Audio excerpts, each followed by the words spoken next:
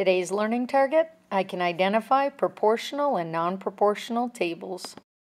Good morning, gentlemen and ladies. It's Mrs. Arsenault. We're here today to talk about proportional graphs. Today's lesson is coming to you from the Raptor Battle. You'll find this in Google Classroom. It's a tale about a new video game that's coming out called Raptor Battle, and it asks you to take some of the levels and find out if that it will produce a proportional graph. There's a couple of things we need to know about proportional tables. Let's review, and then we'll look at proportional graphs. So the first one, we know that the first column is our X column and our Y column. So those are the coordinates that we will use to graph this table onto a graph.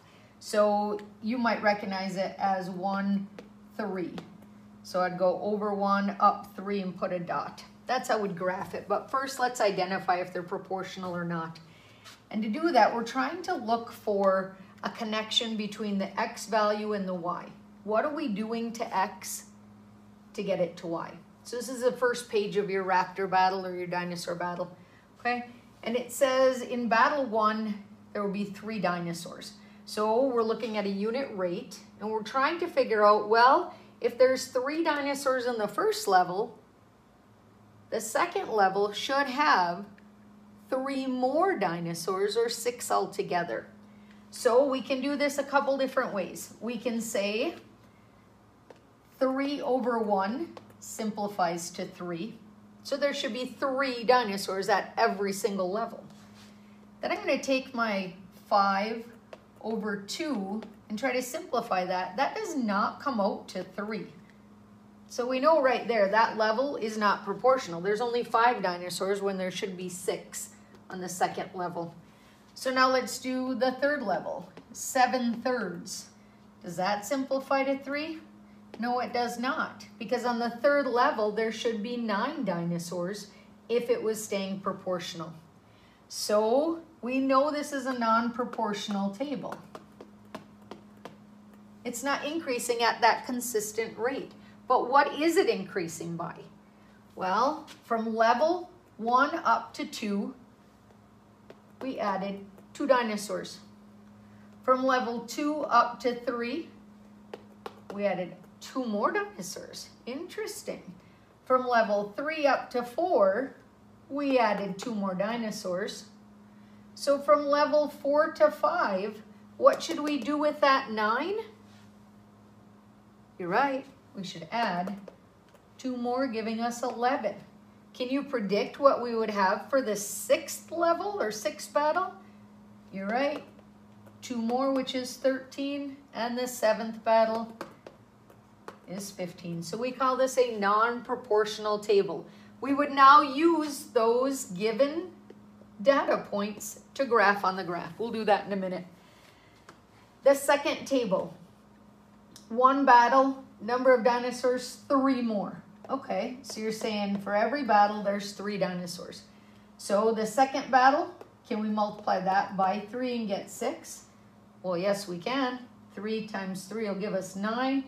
So we'd identify this as a proportional table. We'd finish filling in the missing points. Now let's take a look at the graph. I'm going to hold on to the same information when we go to graph it. A couple of things for our virtual learners. Understanding a table is proportional or not, you are able to click on those empty spaces and fill in the numbers to submit it back to me.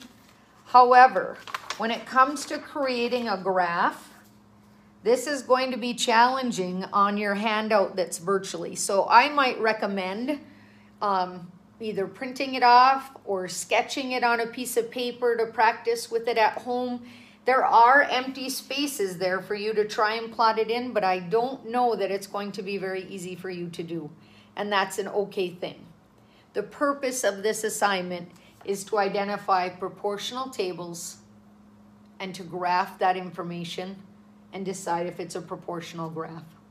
Let's look at how we can tell if a graph is proportional.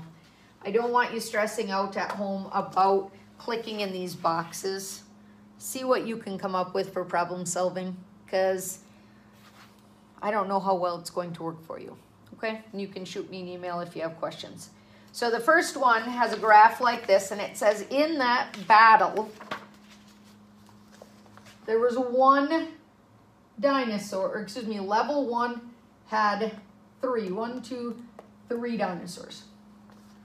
Level 2 had 5, 3, 4, 5. Level 3 had 7, 1, 2, 3, 4, 5, 6, 7. Level 4 had 9, 1, 2, 3, 4, 5, 6, 7, 8, 9. Okay, that's about as far as I can get on this graph while I'm showing you, but I'm going to start connecting those dots. And when we're looking for a proportional graph,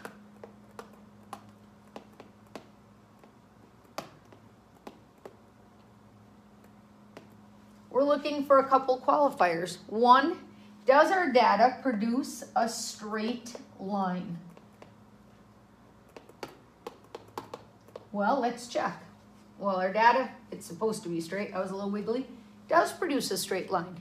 So you're like, well, our table wasn't proportional, but maybe our graph is.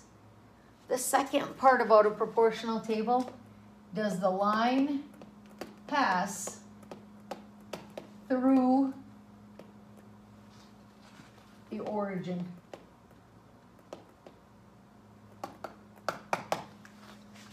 Where's the origin?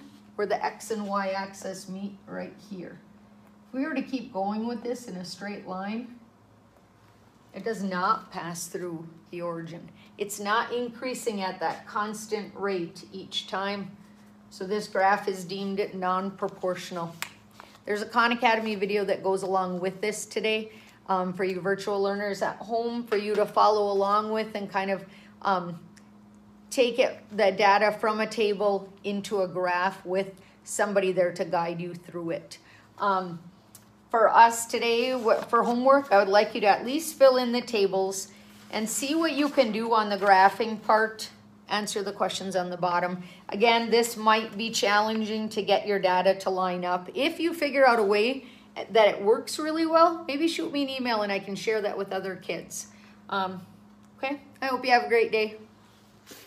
Target, I can identify proportional and non-proportional tables.